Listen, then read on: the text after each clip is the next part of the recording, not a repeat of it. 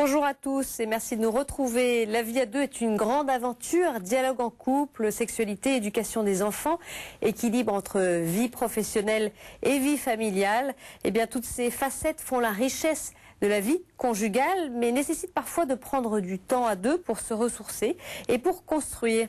Retraite, session, parcours, les propositions d'église ne manquent pas, comme on va le voir dans cette émission avec nos invités. Alors, deux personnes nous ont rejoints. Elisabeth Gérard, bonjour. Bonjour. Vous êtes mère de famille et vous êtes... Grand-mère. Et grand-mère, alors, précision, vous êtes engagée avec votre mari depuis, je crois, 27 ans auprès des équipes Notre-Dame. En quelques mots, de quoi s'agit-il? Alors, les équipes Notre-Dame, c'est un mouvement de couples mariés, chrétiens, unis par le sacrement de mariage et qui souhaitent progresser dans la vie spirituelle en couple. Très bien. À vos côtés, on accueille le père Bertrand Fayolle. Bonjour, père. Bonjour. Alors, vous êtes responsable national Cana. C'est un mouvement qui est issu de la communauté du Chemin Neuf. Oui, tout à fait. En quelques mots? En quelques mots, Cana est né, va avoir 30 ans. Oui. L'année prochaine, la première session Cana a eu lieu en 1980. Et depuis, beaucoup de couples ont pris du temps, ont pris une semaine et ensuite ont intégré aussi des parcours. Et c'est centré bien sûr sur le couple et puis aussi par extension sur la famille. D'accord. Voilà. Donc aussi avec des retraites avec enfants. Et puis on retrouve enfin Jean Villeminot comme souvent dans cette émission. Jean, bonjour. Bonsoir Stéphanie. Alors vous êtes diacre et vous accompagnez bien sûr beaucoup de couples. Vous nous apporterez votre éclairage tout à l'heure. Avant d'aller plus loin, un reportage. Il existe une variété de propositions pour aider les couples à se fortifier. Un exemple avec ce reportage de Sibylle Delettre. Voici Caroline et Jean-Luc. Ensemble depuis 9 ans, ils sont les jeunes parents d'un petit garçon depuis 8 mois.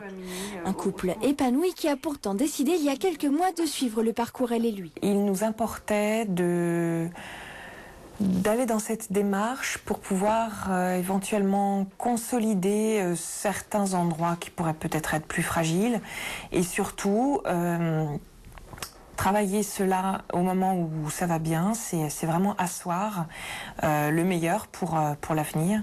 Une démarche initiée par Caroline. La jeune femme a suivi 2 parcours alpha. C'est là qu'elle a entendu parler d'elle et lui. Tout de suite séduite par l'idée, elle a donc dû convaincre Jean-Luc. Dans un premier temps, peut-être, c'était effectivement, j'ai d'autres activités. Ensuite, c'était, est-il vraiment nécessaire de consacrer du temps à ces questions de couple, hors du foyer familial, hors de notre cellule, en fait,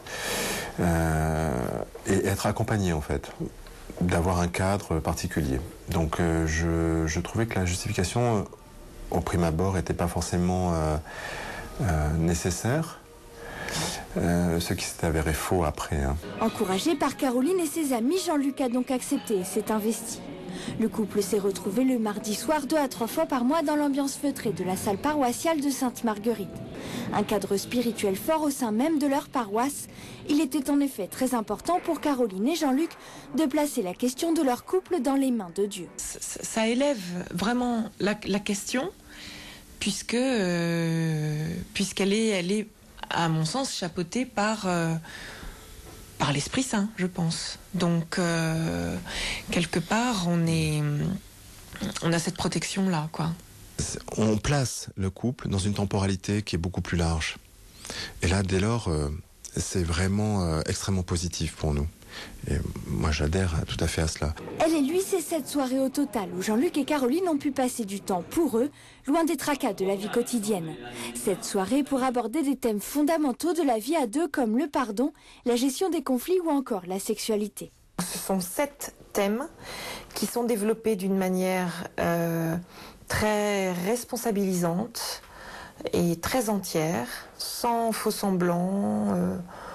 On est vraiment dans le vif du sujet et c'est d'ailleurs ce qui nous a beaucoup plu. Ce sont des plages réservées pour tous les deux. Oui, c'était important. Oui, c'est un petit, c'est des temps des temps qui nous sont offerts. Pendant chaque soirée, le couple dîne en tête-à-tête, puis écoute un enseignement donné par un autre couple. Vient ensuite l'heure des exercices et des discussions autour du thème de la soirée. Pour Caroline et Jean-Luc, pas de grandes révélations, mais plutôt des petites surprises. Dans les préférences ou la sensibilité de Caroline à certains critères, j'avais placé sensible au cadeau, par exemple, je crois en 2 ou en 3. Et en fait, c'est avéré quand elle m'a montré qu'elle, pour elle, c'était vraiment très très éloigné de ses préoccupations. C'était en dernier. C'était en dernier. Je ne suis pas vénale. Voilà. Et je suis profondément triste que tu aies pu croire que je l'étais. Donc voilà la petite différence. Pour Caroline et Jean-Luc, c'est une expérience très réussie qui leur a permis de réfléchir en profondeur sur leur couple. Elle et lui leur a donné des bases de réflexion et montré à quel point il était important de conserver des moments à deux.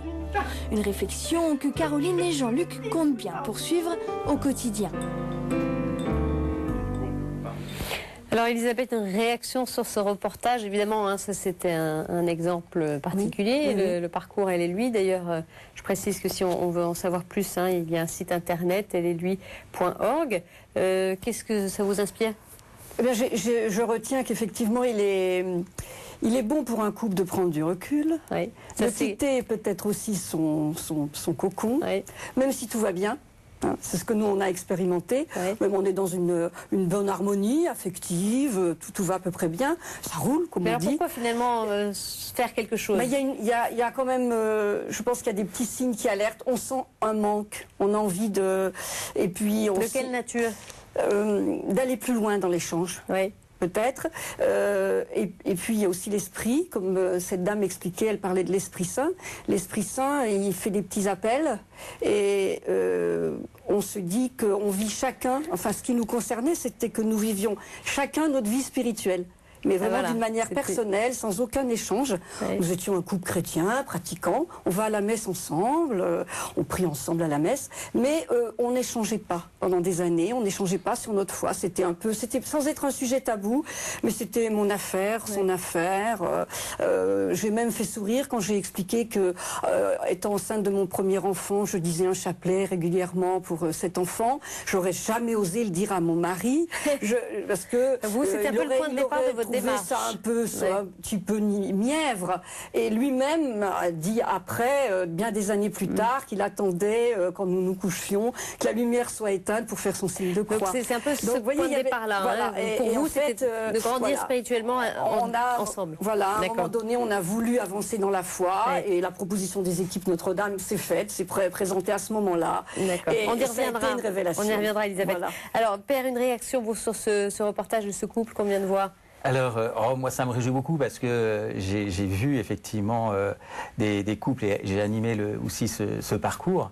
Et c'est toujours un cadeau pour les couples que de leur donner des occasions de prendre du temps ensemble. Et c'est indispensable. Alors, quand ils peuvent prendre des soirées, c'est bien.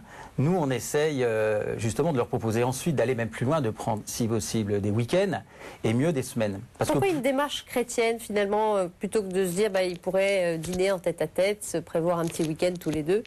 De toute façon, ils sentent bien, très souvent, au bout de quelques années, dans le mariage, on sent bien qu'il y a des non-dits, que les vies sont tellement exigeantes maintenant, qu'on est tellement pris de plus en plus que souvent, finalement, sans qu'il y ait de gros problèmes, mais on vit un peu sur deux chemins parallèles. On est pris par le boulot. Oui, tout à fait, ou alors par les enfants.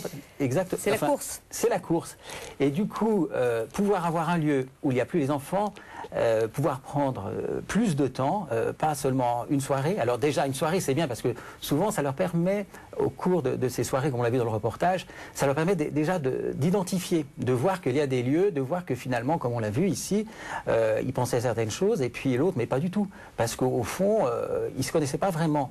Or, Et pourquoi un cadre extérieur là, ils ont un parcours qui suivent, etc. Donc pourquoi la démarche chrétienne, justement? Pourquoi la démarche chrétienne? C'est-à-dire, ils viennent pour leur couple, et puis nous, on va les conduire pour se rendre compte que, au fond, leur enjeu, c'est quoi? C'est de s'aimer, mieux s'aimer.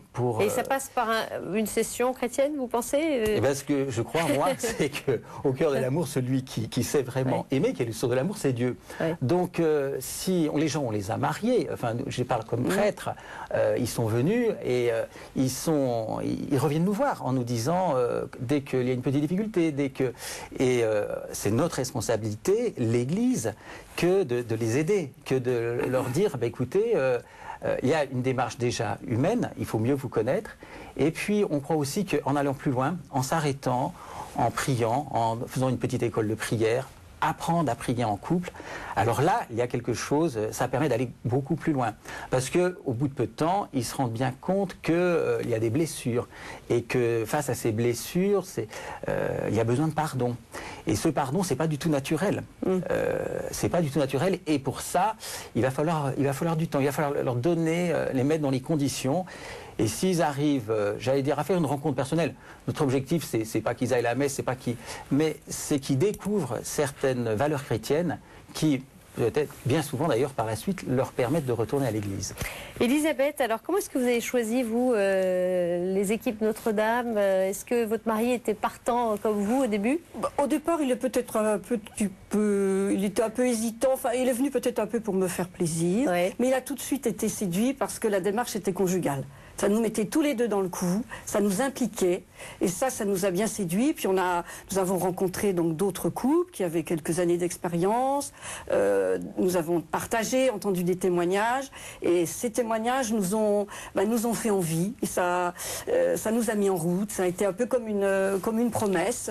Et c'est sur cette promesse en fait qu'on s'est mis en route et qu'on a accepté d'entrer dans les équipes, de faire confiance à ce mouvement qui avait quand même quelques années, puisque c'est un mouvement qui est né en 39 avec le père Caffarel.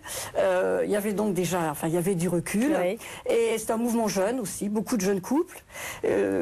Donc ça, si vous voulez, on s'est senti appelé dans ce mouvement, qui était un mouvement aussi qui n'était pas une bulle, mais qui nous renvoyait, qui était aussi très concret, qui nous impliquait dans notre vie quotidienne et qui nous envoyait aussi dans le monde. Comment justement ça marche? C'est quoi le principe? Alors c'est une pédagogie qui s'appuie sur des attitudes, des pratiques à intégrer dans sa vie. Comme quoi? La prière, entre autres, évidemment individuelle, mais la prière en couple. Vous avez parlé de la prière conjugale, et Dieu sait si c'est pas facile. Le devoir de s'asseoir, qui est un temps en couple mensuel, donc s'asseoir tous les mois et parler en profondeur, un dialogue. Ça vous le faites? Vous y arrivez?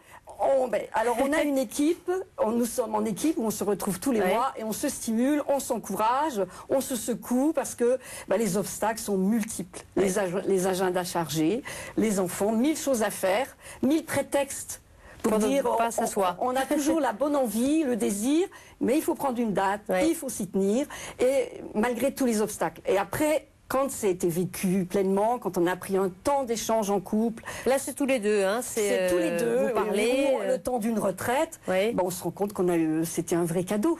D'accord. Voilà. Donc, c'était en fait cette démarche conjugale qui nous a séduites.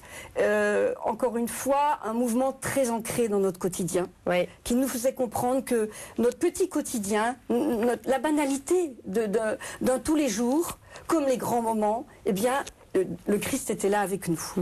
Et également le fait d'un soutien aussi d'une équipe avec le mieux, la grâce d'un prêtre présent dans l'équipe. Alors Père, toutes les propositions, il y en a plein, hein, on va pas en parler de façon exhaustive dans cette émission, mais bon, il y a des retraites, il y a des sessions, il y a des parcours. Alors comment choisir dans ce foisonnement de propositions? Alors, comment choisir? On choisit, je crois bien sûr, il y a des week-ends. Une personne, si elle veut faire, elle veut d'abord un peu mieux nous connaître, avant d'aller faire une semaine complète, prise sur ses vacances, même si c'est dans un cadre magnifique, elle commencera souvent par faire un week-end. Cette année, le thème, c'est être parent, donc ça les intéresse, ça les travaille. Une année, ça peut être communiquer en couple. Il faut varier un peu les choses. Alors chaque année, c'est-à-dire chaque année, on a un thème qui est un week-end qui a lieu une trentaine de fois dans toutes les villes de France. France. Et puis, alors, ils participent, c'est ouvert à tout le monde. Ça, c'est au sein de Cana, hein, oui. C'est au sein de Cana, oui. Ils participent ceux qui font partie de Cana, mais comme beaucoup d'équipes Notre-Dame notamment, beaucoup de gens complètement extérieurs, et qui, du coup, ont envie souvent d'aller plus loin, se rendre compte que ça vaut vraiment le coup, parce que les enfants sont pris en charge. Ils sont libres tout un week-end, ils n'ont plus les enfants, mais qui vivent en même temps quelque chose. Donc les enfants en même temps sympathisent et il se passe quelque chose. D'accord. Et donc ils ont envie d'aller prendre un peu plus de temps. Mais vous pensez qu'il faut varier un peu les plaisirs, hein? On a vu le reportage Elle et lui. Bon, là, ça se passe dans sa propre ville, en semaine. Et puis, effectivement, peut-être faire la démarche de temps à autre d'aller faire une retraite. Alors, il faut varier un peu les choses pour les couples chrétiens. Oui, je crois qu'il faut entretenir. Il ne suffit pas, c'est-à-dire un couple, il faut prendre soin de son couple comme d'une plante. C'est-à-dire le couple, si la prière personnelle, la prière en couple est posée, bon, bah, je veux dire, ça ira dans le couple. Mais très souvent, bah, il y a des choses ils se rendent bien compte qu'il y a absolument nécessité. Et il y a des sujets récurrents, que ce soit aussi, par exemple, tendresse et sexualité, qui est un sujet dont on ne peut pas parler comme ça. Et il faut aussi un cadre et une pédagogie pour pouvoir entrer. Alors, c'est pour ça qu'il existe, par exemple, je connais des mini-sessions de 4 jours où on va aborder spécifiquement cette question-là. Donc, l'important, en tout cas, c'est de travailler à ce que son couple fonctionne, quoi. Il faut le nourrir, ce couple. Mais il faut en prendre soin, parce que le couple est très fragilisé dans notre société actuellement. C'est quoi les enjeux aujourd'hui? Vous parliez tout à l'heure, effectivement, de la course, et chacun mène un peu sa vie parallèlement. C'est plus compliqué aujourd'hui que la génération précédente d'être en couple? Je crois que, en tout cas, je remarque dans les accompagnements, dans les couples que j'accueille, qu'il y a des couples souvent de plus en plus blessés, abîmés, que parfois des jeunes couples qui, dans les premières années de mariage, ont tendance à se séparer de plus en plus vite. C'est-à-dire, ils ne sont pas habitués à l'échec, ils se rendent compte que ça ne va pas, alors on fuit la difficulté et on croit que le fait de se séparer, du coup on s'est trompé et le fait de recommencer va être plus facile.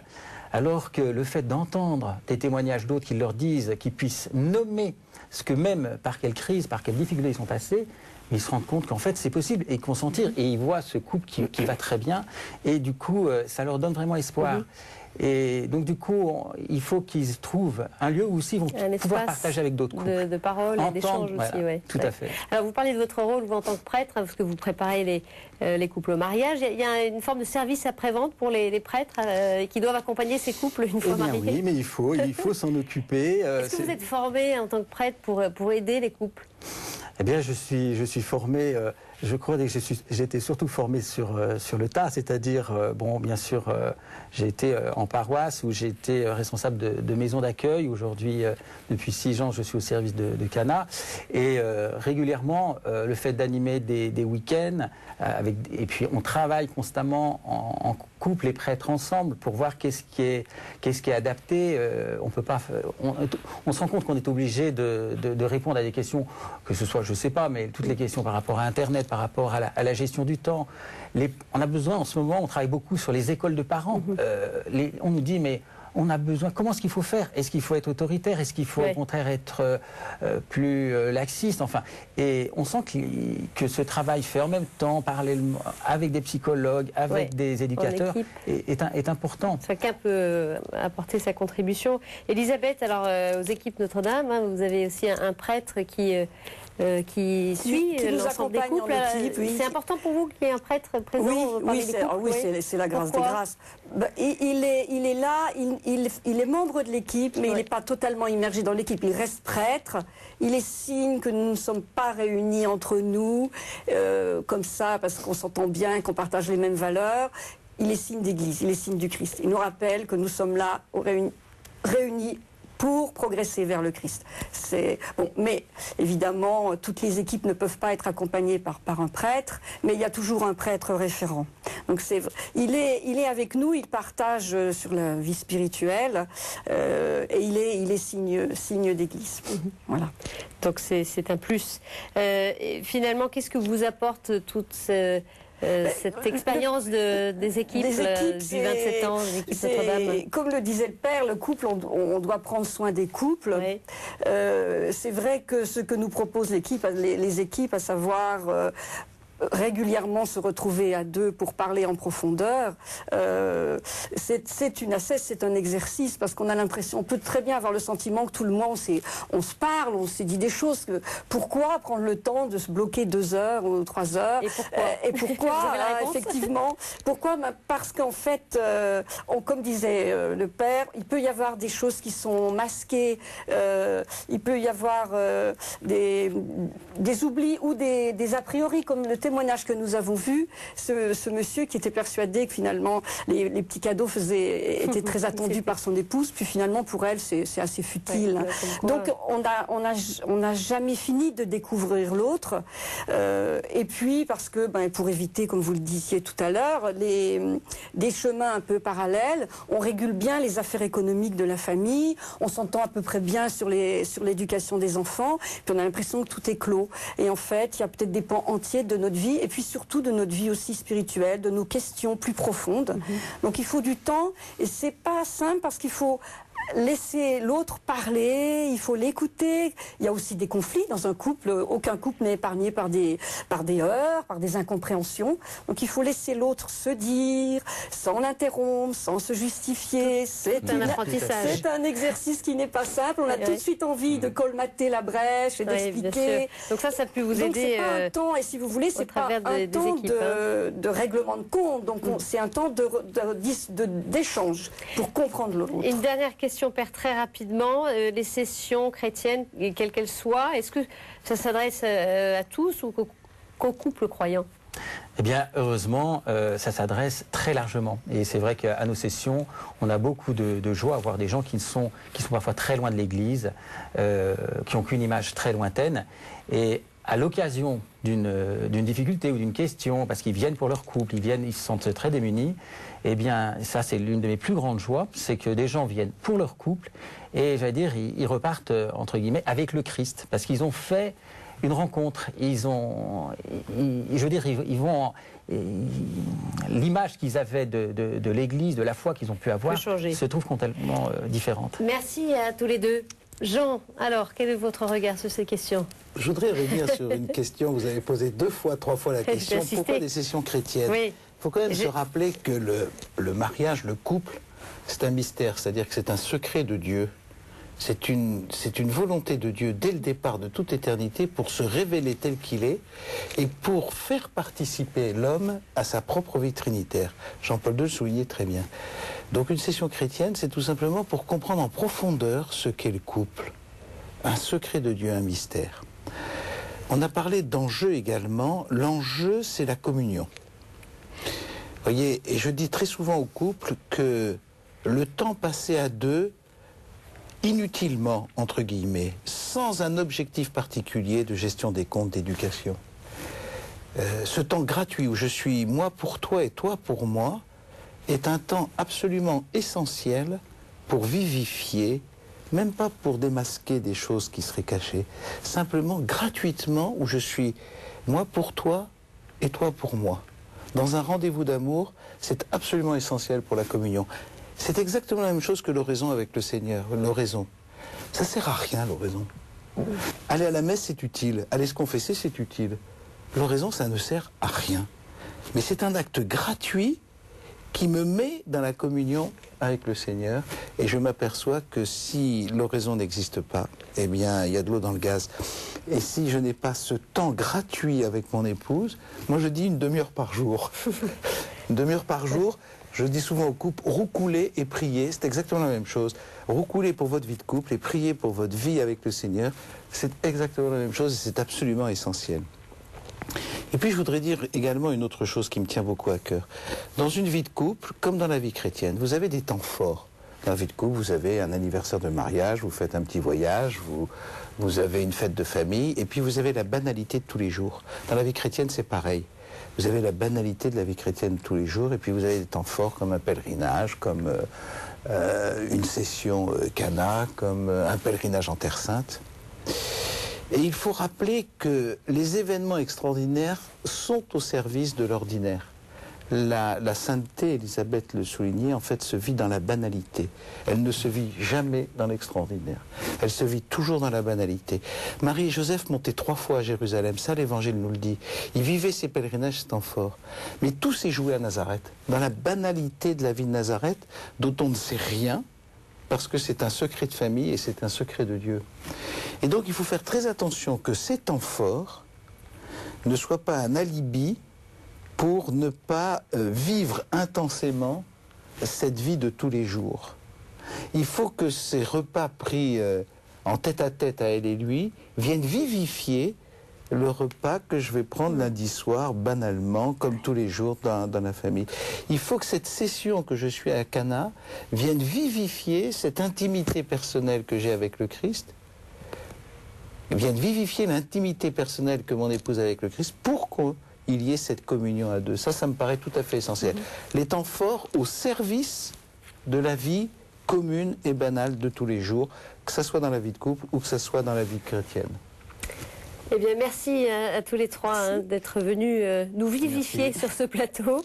Et bien, si vous souhaitez revoir cette émission, n'hésitez pas à consulter notre site www.ktotv.com. Merci beaucoup et à la semaine prochaine pour un nouveau rendez-vous de la famille en question. Au revoir.